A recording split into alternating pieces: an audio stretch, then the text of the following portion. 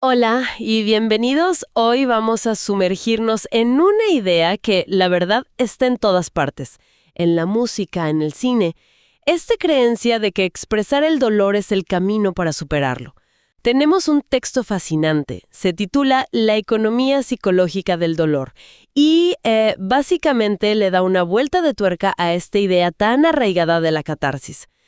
Nuestra misión hoy es desarmar este concepto. O sea, es de verdad liberador sumergirse en el sufrimiento a través del arte. O podría ser, como sugiere este análisis, una trampa que nos mantiene justo donde estamos. Es una pregunta incómoda, porque choca con una narrativa cultural muy poderosa. Se nos dice constantemente que la vulnerabilidad, que expresar así crudamente las emociones, es ser auténtico, es ser valiente. Lo que este material nos invita a hacer es a mirar con un ojo un poco más crítico. A ver, ¿ese alivio que sentimos es real? ¿Estamos de verdad sanando la herida o solo nos hemos vuelto muy buenos para describirla? Y para venderla, ¿no? A otros y a nosotros mismos. Exactamente. El análisis arranca con una analogía que se me quedó súper grabada. Describe la catarsis como, dejar escapar vapor de una olla a presión mientras el fuego que hierve el agua sigue encendido debajo. Me parece una imagen brutalmente precisa. Es perfecta. Sientes ese alivio inmediato, esa liberación de tensión, es real, pero la fuente del problema, el fuego, sigue ahí, intacta. Y esa distinción es el punto de partida de todo el argumento. La diferencia entre un alivio, digamos, superficial y un cambio estructural. El texto plantea que la catarsis opera solo en lo superficial. Es una válvula de escape. Ajá. Al liberar la presión, la sensación es placentera. Incluso puede ser adictiva. Pero no modifica en absoluto las condiciones que generaron esa presión en primer lugar. Claro. Por eso es un mecanismo que exige repetirse una y otra vez. Me hace pensar en esos momentos, no sé, tienes una semana terrible en el trabajo. Y llega el viernes y pones una canción súper triste o rabiosa a todo volumen. Y en ese momento, cantarla a gritos se siente como una victoria, una liberación. Sí, totalmente. Pero el lunes, la pila de correos y el jefe insoportable siguen exactamente en el mismo lugar. El fuego no se apagó. Has dado en el clavo. Esa experiencia es la catarsis en acción. Gestiona el síntoma, que es la angustia acumulada, pero no aborda la enfermedad, que podría ser, en tu ejemplo, una situación laboral que ya no da para más. El análisis insiste mucho en este punto. Si una obra de arte ofreciera una solución real, su consumo sería limitado. La escucharías una vez y ya. Claro, la procesarías y seguirías adelante. Pero esta naturaleza cíclica de buscar una y otra vez esa misma canción para sentir ese mismo alivio, eso delata su verdadera función. No es una herramienta de transformación, sino, como lo llama el texto, un mecanismo de supervivencia emocional. Supervivencia emocional. Uf, qué término. No es prosperar, no es sanar, es simplemente aguantar un poco más. Sobrevivir hasta la próxima dosis de alivio. Pero si uno depende tanto de esto, ¿no se corre el riesgo de que la olla a presión se vuelva, el centro de todo? Justo ahí es donde el argumento se vuelve más profundo y más complejo, porque eso es precisamente lo que el análisis sugiere que pasa. Cuando el ciclo de dolor y alivio momentáneo se repite y se repite, el dolor deja de ser un estado pasajero o un problema a resolver. Se empieza a transformar en algo mucho más fundamental. En parte de la identidad. Se convierte en parte de la identidad. Ok, aquí es donde la cosa se pone seria. Ya no es estoy sufriendo, sino soy alguien que sufre. Eso es. El texto lo enmarca en el contexto artístico, donde dice que la intensidad emocional se transforma en una marca. El sufrimiento deja de ser un conflicto privado y se vuelve un símbolo público, una estética. El poeta torturado. El poeta torturado, el cantante de blues con el corazón roto, la histeria pop que convierte cada ruptura en un himno. El dolor se vuelve su lenguaje, su producto, su rasgo distintivo. Es lo que los hace reconocibles, lo que genera esa conexión instantánea con el público. La herida se convierte en el gancho. Y esto nos lleva a una paradoja que me parece tremenda y un poco aterradora. Si toda tu carrera, tu imagen, tu marca personal está construida sobre esa herida, sanar de verdad se convierte en una amenaza existencial. Es una trampa psicológica. Y como sugiere el título del texto, también económica. Si sanas, si apagas el fuego, la olla deja de producir vapor. Y si el vapor era lo que atraía a la gente, ¿qué te queda? ¿Quién eres sin tu tragedia? Exacto. ¿Quién eres? El análisis plantea que por eso vemos a tantos artistas que, y cito, hablan de sanación mientras continúan alimentando por dentro aquello que dicen superar. El discurso es de superación, pero la obra sigue anclada en la herida. Es como si dijeran, estoy saliendo del pozo, pero con la otra mano siguieran cavando, para asegurarse de que el pozo siga siendo profundo e interesante. Justo. Porque un pozo poco profundo no inspira grandes canciones, y una persona simplemente estable, en paz, es interesante artísticamente. Nuestra cultura parece decir que no. Y ese es un punto crucial. La narrativa de la sanación se vuelve parte del producto. Es mucho más atractivo decir, estoy procesando mi dolor a través de mi arte, que admitir, mi arte depende de que mi dolor no se vaya nunca. Claro, la primera opción suena valiente. La segunda, patológica. Totalmente. Ahora podríamos matizar esto un poco. Uno podría argumentar que transitar esa identidad de persona herida es una etapa necesaria, para algunos.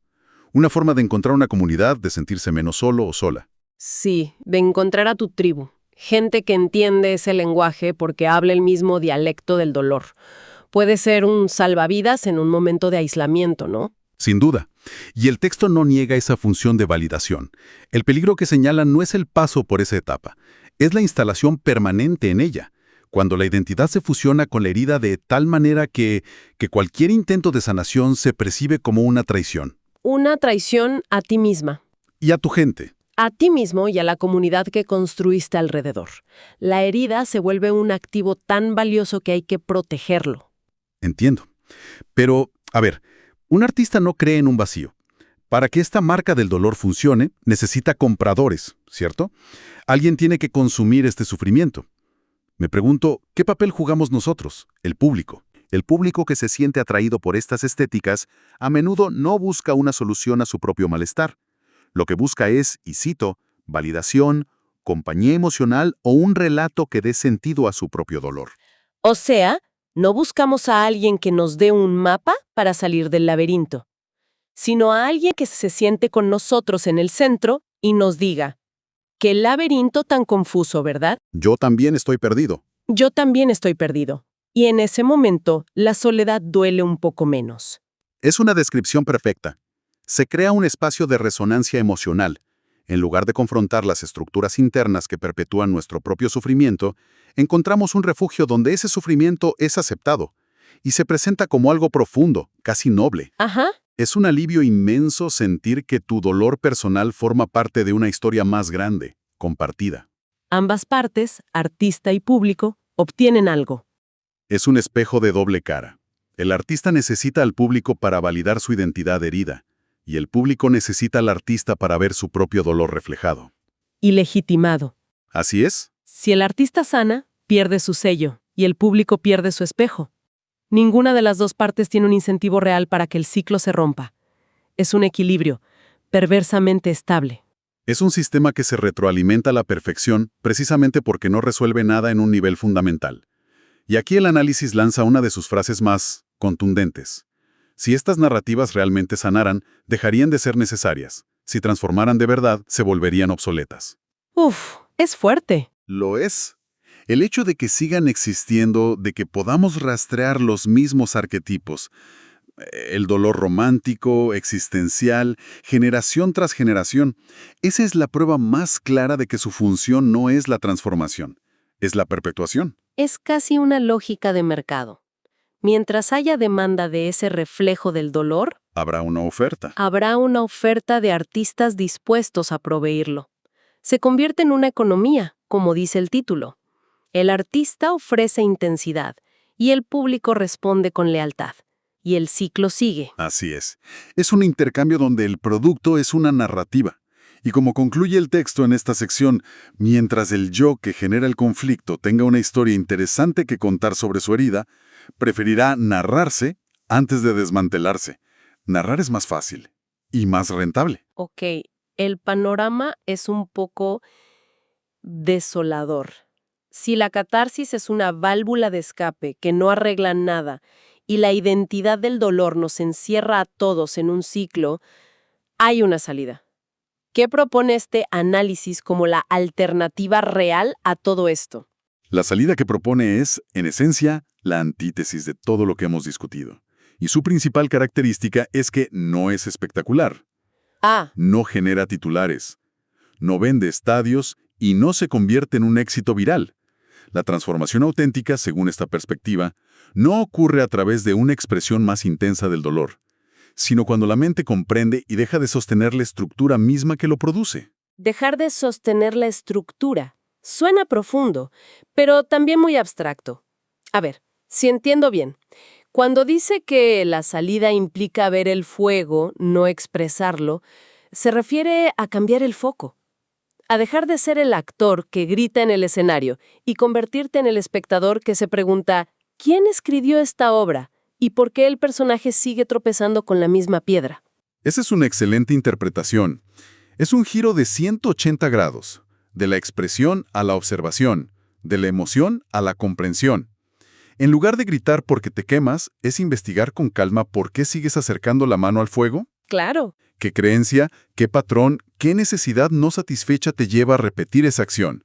Es un trabajo de introspección, no de extroversión. Y hay otra frase que me llamó la atención. Implica comprender la narrativa, no intensificarla. Esto choca de frente con el instinto del artista, que es tomar una emoción y amplificarla, ¿no? Convertirla en algo épico. Y esto sugiere lo contrario. Quitarle el drama, la música de fondo y ver la historia en crudo para preguntarte, ¿esta historia es realmente cierta? Has llegado al corazón del asunto. Es un proceso de deconstrucción narrativa. Y eso nos lleva al paso más radical y difícil que propone el análisis, que es soltar la identidad que se construyó alrededor de la herida. Esto es casi un suicidio simbólico para la persona que ha vivido desde ahí. Claro, es dejar de ser la persona a la que le rompieron el corazón o el artista incomprendido, para ser, simplemente, una persona, sin la etiqueta, sin la historia que te da un lugar en el mundo. Ese vacío debe dar un vértigo inmenso, y me imagino que no genera muchos likes. Exacto. El propio texto lo reconoce de forma explícita. Esta vía no es espectacular, no genera seguidores y no se convierte en marca. Es un camino a menudo solitario, silencioso, discreto. Pero la conclusión del análisis es que es lo único que realmente libera. Es la diferencia entre redecorar los barrotes de tu celda y empezar a buscar la llave. Justo. Se trata de pasar de narrar la herida a por fin desmantelarla. Hemos recorrido un camino, muy revelador. Empezamos con esta idea tan aceptada de la catarsis como sanación y la hemos desarmado, hasta verla como un posible mecanismo que sin querer puede perpetuar el sufrimiento, al convertirlo en una identidad, en una forma de conexión, de la que es muy difícil desprenderse. Y esto nos deja con una reflexión final. El análisis sugiere que la transformación más profunda es silenciosa, es interna, no busca validación externa. Y esto plantea una pregunta muy pertinente para la cultura actual, ¿no? Una cultura que premia y monetiza la expresión pública del dolor. La pregunta es, ¿qué se necesita? ¿Qué tipo de valentía, de convicción interna se necesita para elegir un camino de sanación que es privado, que no es espectacular y que quizás nadie más vaya a reconocer o aplaudir?